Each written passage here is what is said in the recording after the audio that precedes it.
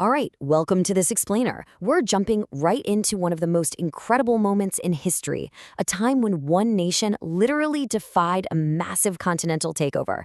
Defying the Scramble, Ethiopia's stand at Adwa. We're talking about a masterclass in resistance, strategy, and just absolute unyielding national pride that fundamentally flipped the global power dynamic of its time. So let's trace exactly how this unbelievable feat played out step by step. So, part one, the scramble for Africa.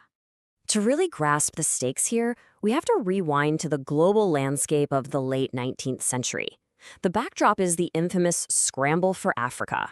You know, that period when European nations just divided the entire African continent among themselves. Think about the sheer audacity of that for a second.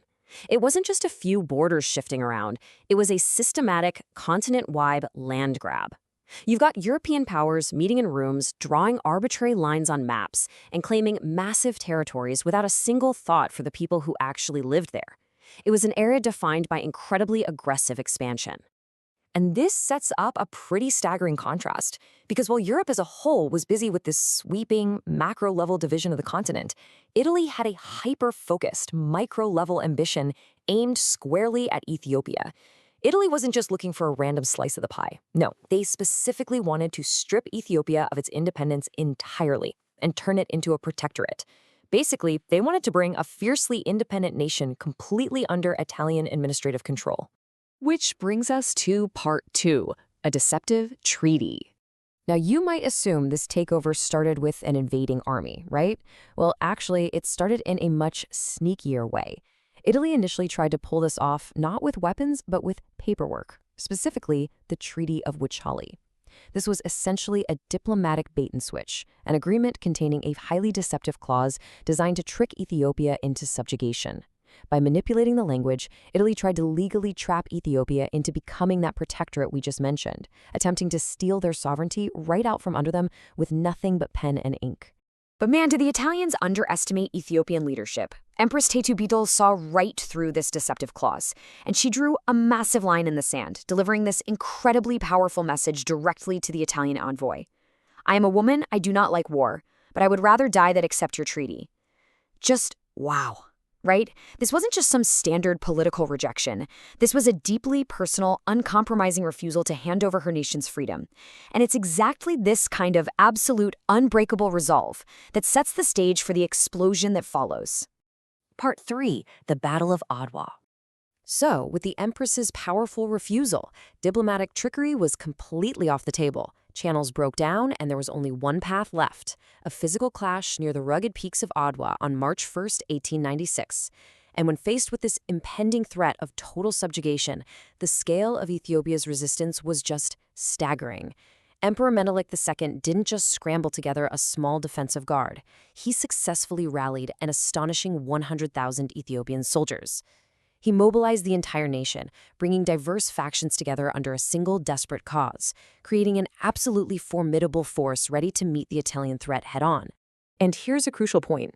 These forces were not lightly equipped. We often hear historical narratives of massive technological mismatches, but not here. The Ethiopian soldiers carried traditional swords, sure, but they also met the European power heavily armed with modern rifles and heavy artillery. They were prepared, they were incredibly well equipped, and they were fiercely motivated. Because of this massive mobilization and their formidable arsenal, the Ethiopian forces completely overpowered the Italians. It wasn't just a win, it was a swift, absolutely decisive victory. Looking at the timeline of this resistance, you can really see how a continent-wide threat boiled over into this historic battle. It starts broadly in the late 19th century, with the overarching existential threat of the scramble for Africa. Then, just pre-1896, we get the diplomatic deception with the Treaty of Wuchale, where Italy tries to sneak their way into power. And finally, everything absolutely erupts on March 1, 1896, at the Battle of Adwa, where Ethiopia successfully defends its independence on the battlefield. It's a perfect, almost textbook study in cause and effect. Part 4, a Pan-African legacy. But the impact of Adwa certainly didn't end when the smoke cleared on the battlefield. It created a ripple effect that literally changed history. The aftermath was profound. First off, Ethiopia achieved something totally unprecedented.